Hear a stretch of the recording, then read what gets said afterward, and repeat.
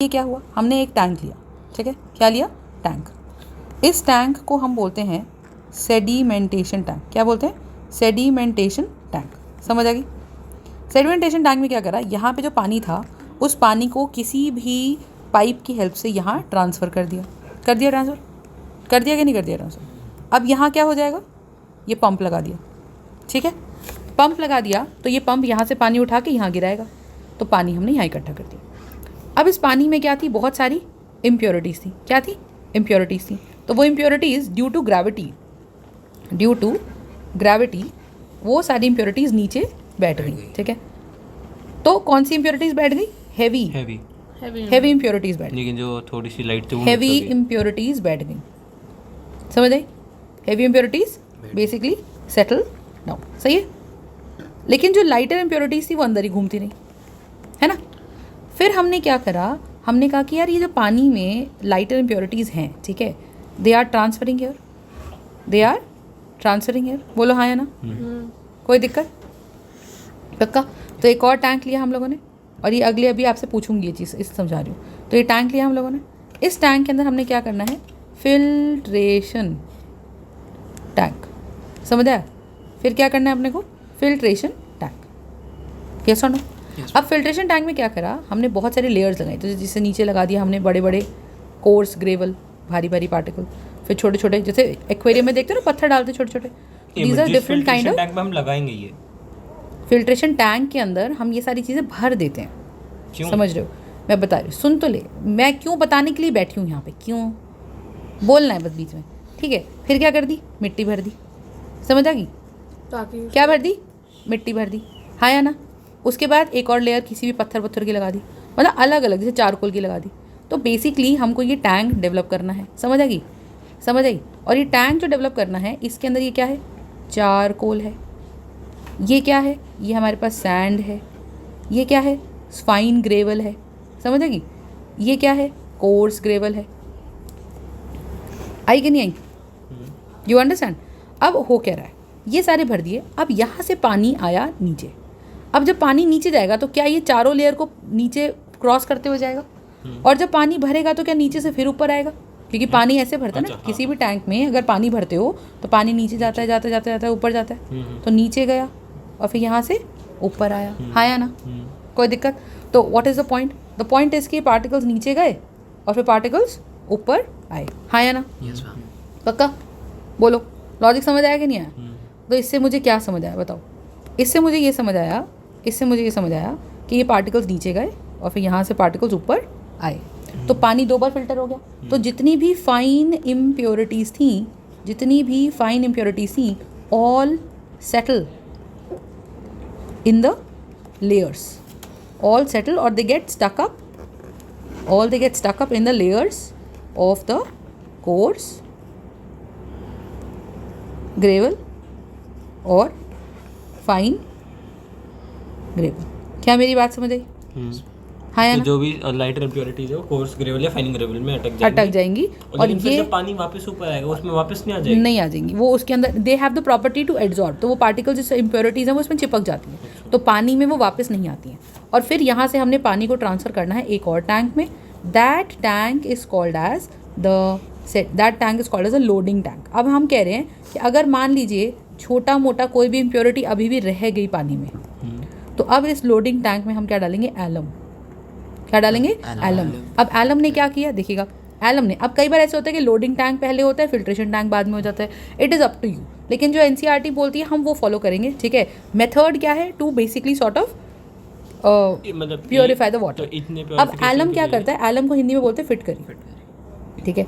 तो फिटकरी का क्या किया, अब ये एलम, ये क्या हो रहा है, देखो ये लाल रंग की छोटी छोटी अभी भी इम्प्योरिटीज़ पानी में मान लो कुछ रह गई, तो हमने एलम डाला। अब एलम क्या करता है, मान लो ये ग्रीन कलर का पार्टिकल जो है ये एलम है, तो ये पार्टिकल इसके ऊपर बैठ जाएगा, ये पार्टिकल से बैठ जाएगा, ये पार्टिकल से बैठ जाएगा, ये से बैठ जाएगा, ये से बैठ जाएगा, ये से बैठ जाएगा, ये से बैठ जाएगा, हाँ है ना, समझ आई। और देखो हल्के पार्टिकल्स, तो लोडिंग टैंक का मतलब क्या है, जैसे भाई मान लो कोई पत्ता है, अब वो नीचे नहीं बैठ पा रहा, तो हम क्या करें, उसको पत्थर डाल दें, तो पत्थर के ऊपर, अगर पत्ते के ऊपर पत्थर रख दूँ तो क्या वो पत्थर अपने वजन के नीचे पत्थर को नीचे बिठा लेगा। तो बेसिकली ये कुछ पार्टिकल्स ऐसे थे जो लाइट इम्प्योरिटीज़ के थे। अगर क्योंकि वो लाइट इम्प्योरिटीज़ के थे तो हमने क्या कर दिया, हमने क्या कर दिया बताइए, हमने उस पर एलम डाल दिया। जब हमने उस पर एलम डाल दिया तो क्या हो जाएगा मुझे बताइए, क्या ये हैवी हो जाएंगे, हो जाएगा, तो वो सेटल हो जाएंगे। तो लोडिंग टैंक में क्या हुआ, alum, and what does alum do, alum settles on the lighter particles. तो एक टाइप की डिकैंटेशन। हाँ, alum settles on lighter particles, makes them heavy and forces the lighter particles to settle down। समझे? और उसके बाद फाइनली वाटर को हम डालेंगे क्लोरीनेशन टैंक में। किस में? क्लोरीनेशन टैंक में। समझ आया? तो क्लोरीनेशन टैंक में क्या करते हैं, पानी आ गया। अब पानी ऑलमोस्ट प्योर है, लेकिन हमको क्या लग रहा है, हमको लग रहा है कि यार इसमें कोई कीड़े मकोड़े ना रह गए हों। तो अगर उसमें कोई कीड़े मकोड़े ना रह गए हों तो हमें क्या करना है, उनको मारना है। समझ आ गई? उनको क्या करना है, मारना है। समझ आई मैं क्या बोल रही हूँ? So what do we have the chlorination tank. तो chlorine in very small calculated quantities, chlorine in very small calculated quantities is to be added. So why? Because chlorine acts as a disinfectant. Do you understand? Chlorine acts as a disinfectant. A disinfectant क्या करता है? Which kills harmful microorganisms। क्या मेरी बात समझ आई? Which kills harmful microorganism। क्या मेरी बात समझ आ गई? सोच लो, फंडा समझ आ गया? ठीक है। So this is what you are suppose to understand. कोई दिक्कत इसके अंदर तो बताओ, हो जाएगा क्या? ठीक है। अब देखिएगा, एक प्रोसेस हमारे पास आती है सब्लिमेशन। ठीक है, सब्लिमेशन। ठीक है, sublimation is a process of separating. ठीक है, it is a process of separating two substances, ठीक है, one of which is a sublime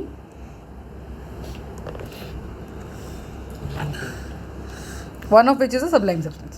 समझ आ गई? one of which is a sublime substance। क्या मेरी बात समझ आई?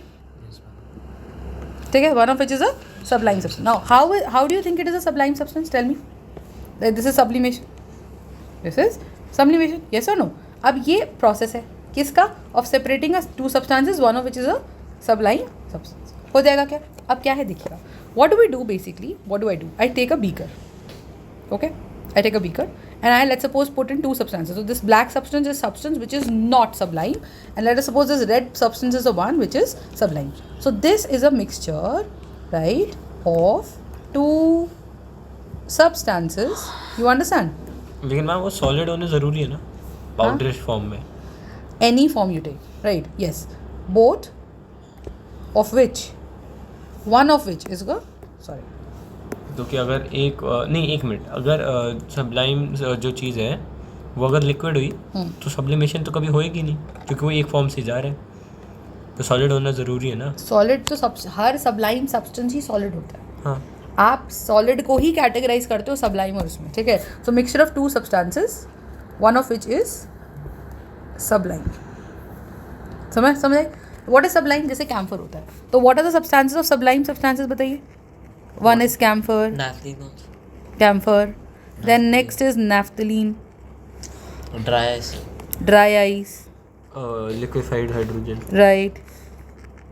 लिक्विड हाइड्रोजन नहीं, वो तो लिक्विड हो गया ना। Dry ice is solid. ठीक है, ड्राई आइस को एक और नाम से जानते हैं, which is also called is dry cold. That is also called is dry cold. ठीक है, तो कैम्फर हो गया, नैप्थलीन हो गया, एंथ्रासीन हो गया, ठीक है, आयोडीन हो गया, ये सब हमारे, अमोनियम क्लोराइड हो गया। तो ये नाम आपको पूछे जाएंगे, समझ आई? ये नाम आपसे पूछे जाएंगे, तो ये आपको करने हैं। क्या शिवेन को मेरी बात समझ आ रही है? ठीक है, तो दिस इज अमोनियम क्लोराइड। ठीक है, अमोनियम किसको बोलते हैं? Ammonium chloride. अमोनियम क्लोराइड का एक फॉर्मूला होता है NH4Cl। ठीक है, तो ये सारे सॉलिड्स होते हैं, ये सारे वो सॉलिड्स हैं जिनको ज़रा सी भी हीट अगर आप देंगे, so they would all convert into gases. ठीक है, अब हाँ, अब मैंने इसके ऊपर रखना है एक फनल, इसके ऊपर रखना है मैंने एक फनल, रख दिया क्या? सही है। अब फनल रख दिया तो इसे हीट कर देंगे, सही बात है। हीट करेंगे तो क्या होगा कि भाई मैम ये वाला जो रेड वाला सब्सटेंस है ये क्या है, सबलाइम सब्सटेंस है। समझ आ गई? हीट करा, हीट करने पे क्या ये उड़ेगा, और अगर ये उड़ेगा तो ये यहाँ पर जाकर डिपॉजिट हो जाएगा। तो हमने क्या करना है, वी हैव टू क्लॉग एक कॉर्क यूज़ करेंगे दिस, क्लॉग करते with this hole of funnel with cotton, with cotton. तो कॉटन जिसको हम प्लग कर देंगे, बहुत सारी कॉटन फिट कर देंगे, और जब हीट करेंगे और यहाँ पे हम लगा देंगे थोड़ा ठंडा पानी। So what do we do basically, we take a cold cloth, we take a cloth which is dipped in cold water, alright, उनको यहाँ पे रैप कर। हाँ, और उसको यहाँ लगा देंगे।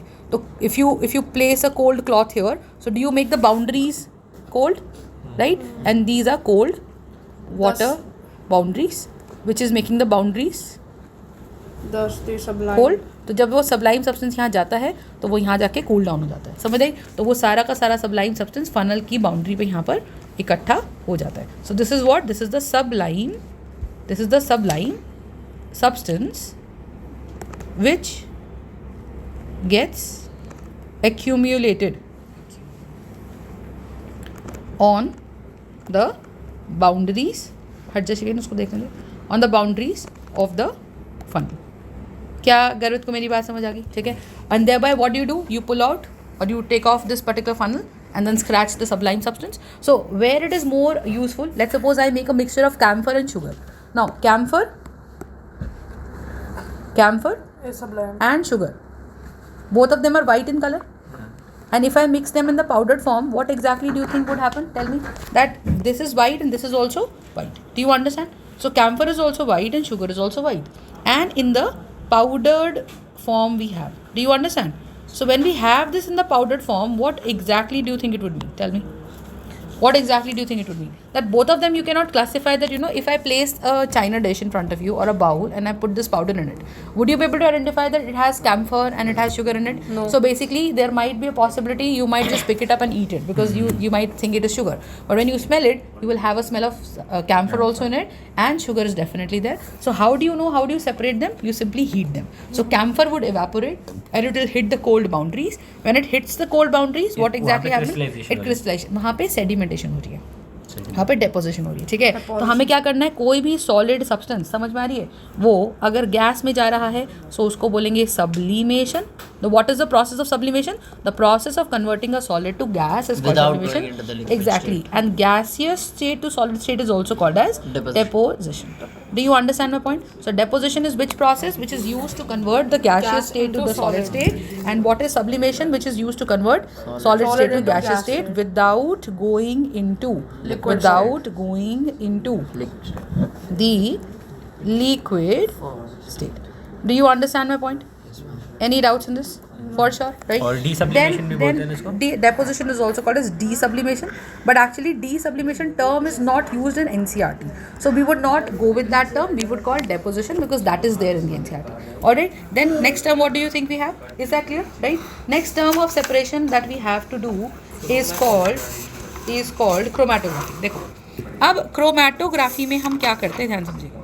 हाँ, chromatography में हम क्या करते हैं, देखिएगा। क्रोमैटोग्राफी में, क्रोमैटो वर्ड का मतलब है क्रोमा। क्या मतलब है? क्रोमा। समझ आ गई? अच्छा, अब इसमें हम कर क्या रहे हैं, देखो क्रोमैटोग्राफी से पहले हम एक मेथड करेंगे विच इज कॉल्ड एज, चलो आ जाओ, next method is that is called separating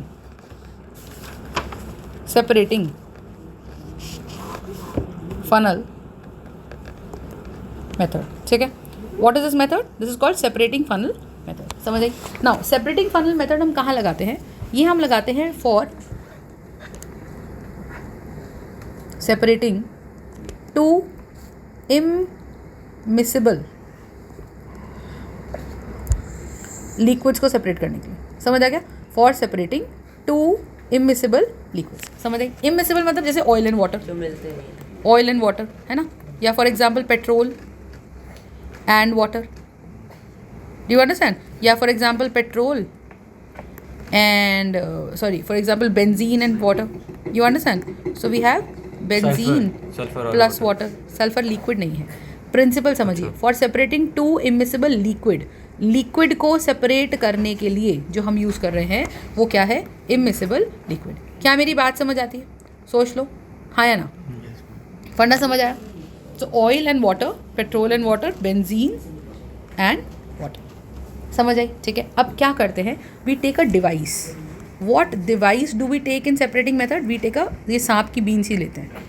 तो ये डिवाइस का नाम क्या है? Separating funnel. क्या है इसका नाम? ही क्या है?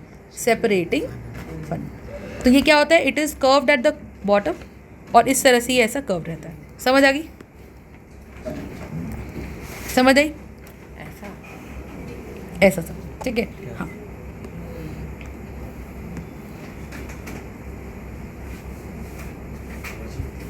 इतना समझ आया?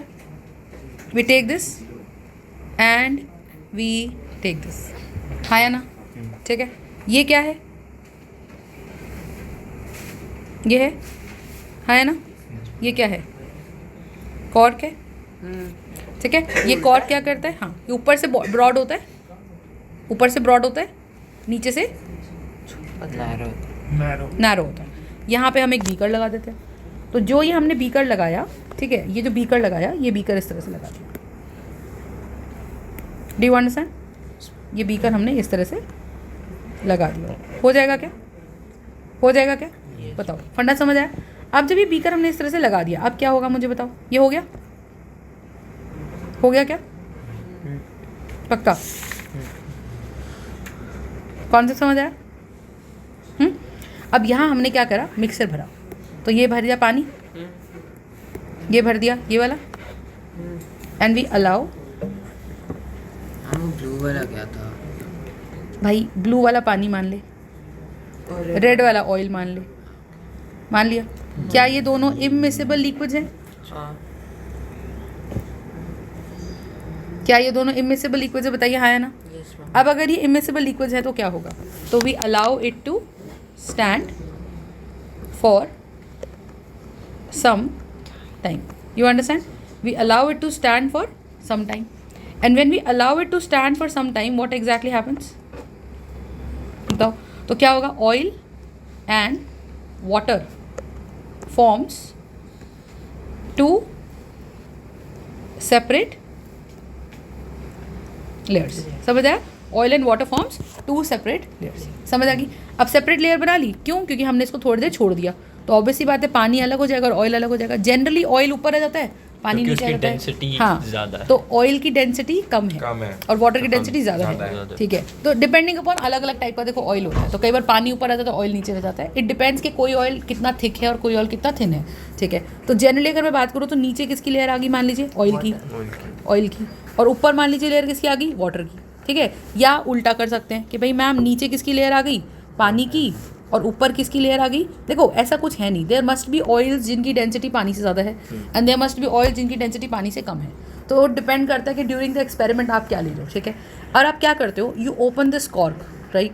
जब आप ये कॉर्क ओपन करते हो, तो क्या होगा मुझे बताओ? Heavy liquid like water. ठीक है. तो अभी नहीं, अभी क्लास हो रही है. ठीक है. तो हैवी लिक्विड लाइक वाटर. ठीक है. ये कॉर्क ओपन करा तो ये धीरे धीरे क्या होगा? ये आपका नीचे की तरफ इस तरह से पानी गिर जाएगा. तो we have to open the cork slowly. ठीक है. हमको क्या करना है? ये पानी को स्लोली ओपन करना है. समझ आई? पक्का समझ आया? मैम जैसे आप डिकैंटेशन में ऊपर से निकालते हैं, इसमें आप बेसिकली इसमें हैवी लिक्विड को नीचे से लेकिन हाँ, पर हम इसमें क्या करें? धीरे धीरे पानी नीचे आएगा. तो ये कॉर्क ऐसा नहीं कि पूरा खोल दिया तो सारा पानी गिर जाएगा. हमको पता भी नहीं चलेगा कब ऑयल आ गया. तो अगर ऑयल भी नीचे गिर गया तो ऑयल फिर से ऑयल और पानी मिक्स हो जाएगा. तो हमको ये कॉर्क को कैसे खोलना है? स्लोली खोलना है. उससे क्या हो जाएगा बताओ? उससे क्या हो जाएगा बोलो? कि मैम यहाँ पे वाटर इकट्ठा हो गया स्लोली और ये वाटर जब हटेगा तो क्या ये सारा का सारा ऑयल नीचे आ जाएगा? बताइए हाँ या ना? बोलिए हाँ या ना? कोई दिक्कत इसके अंदर? और ये हमारा इस तरह से आ जाएगा. समझ आई मैं क्या बोल रही हूँ? As a result what is happening, तो ये इधर आ जाएगा और पानी यहाँ पर हमारा नीचे गिर जाएगा. मैम फिर 1 मिनट, इससे फिर एक्यूरेट बिल्कुल प्रिसाइज तो नहीं होगा ना। लेकिन still we can have the majority of water and oil separated, इतना समझ सा आई? oil रह जाएगा राइट, वहाँ पर। तो बेसिकली हम इसीलिए बोल रही हूँ कि स्लोली स्लोली खोलो कि वो ऐसा पानी एक फ्री फ्लो में ना आ जाए, ड्रॉप बाय ड्रॉप करके आए। सो ड्रॉप बाय ड्रॉप जब पानी आएगा तो we can always control this. You understand what I am saying? तो इसको अब एक बार हम एक्सपेरिमेंट यूट्यूब पे देखेंगे तो अपने को समझ आ जाएगा कैसे होता है। क्या इतनी बात सबको समझ आ गई? तो वाटर सेपरेट हो गया और ऑयल अलग हो गया। What is this device called? This is called as separating funnel method. क्या मेरी बात समझ आ गई? हाँ या ना? पक्का?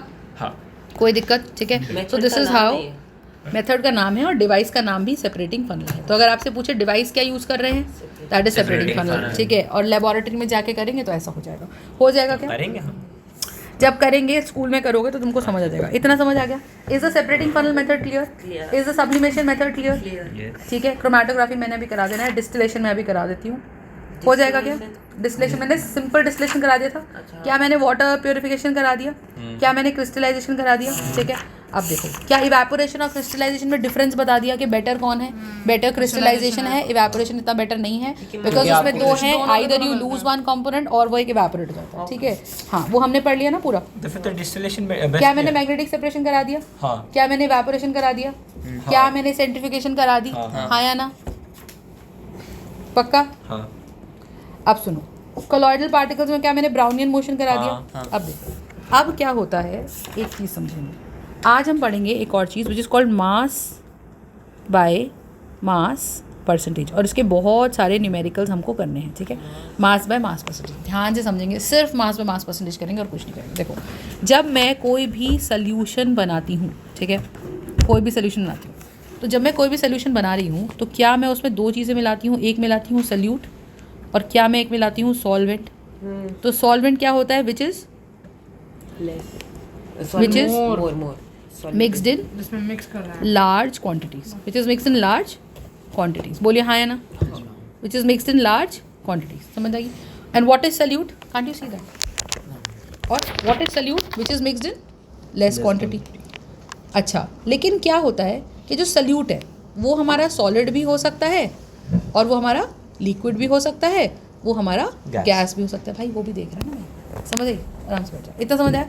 तो बेसिकली क्या सीन है हमारे पास, ध्यान समझो। ठीक है, तो what do we have less quantity, समझ आ गया? वी हैव सॉलिड, लिक्विड और गैस, समझ आ गई? नाउ द पॉइंट इज, इतना समझ आया? So we have got solute, we have got solvent, लेकिन सॉलिड हमेशा this is present in less quantity. 99% तो हम जो लिक्विड की बात, सॉल्यूट की बात करते हैं वो सॉलिड होता है। 99% जो हम सल्यूट की बात करते हैं वो सॉलिड होता है। समझ आ गई मैं क्या बोल रही हूँ? सॉल्वेंट मोस्टली लिक्विड ही होता है ना। सॉल्वेंट मोस्टली लिक्विड ही होता है, लेकिन ऐसा कोई ज़रूरी नहीं है। समझ आई? सॉल्वेंट कभी कभी सॉलिड भी हो जाता है। हाँ, क्योंकि जैसे जैसे अलॉयज बना रहे हैं, हाँ हम सोल्यूशन बना रहे हैं, तो पाउडर को मिक्स करने से मिक्सचर बनता है। हम क्या कर रहे हैं? हम बना रहे हैं सोल्यूशन बना रहे हैं। तो अलॉय मतलब जिसमें दो मेटल मिक्स करें तो पहले दोनों को पिघलाएंगे, और जो मेटल, हाँ, और जो मेटल हमने मिलाया, समझ आई? तो जो मेटल हमने मिलाया वो मेटल कैसा था? ज़्यादा क्वांटिटी में मिलाया। क्या मेरी बात समझ आई? हाँ या ना? बोलो। तो यहाँ हम जब बात करें किसकी? सोल्यूशन की। किसकी बात करें? सोल्यूशन की। समझ आ गई बात? तो सोल्यूशन की बात करें तो क्या हुआ? ये हो गया सल्यूट और ये क्या हो गया? सॉल्वेंट। समझ आ गई? अब सुनो, अब जैसे मान लो तुम एक क्या करते हैं, मम्मी ने बोला कि बेटा दाल बनानी है। बात को बहुत ध्यान से सुनिएगा, ये कॉन्सेप्ट बेस्ड कॉन्सेप्ट है।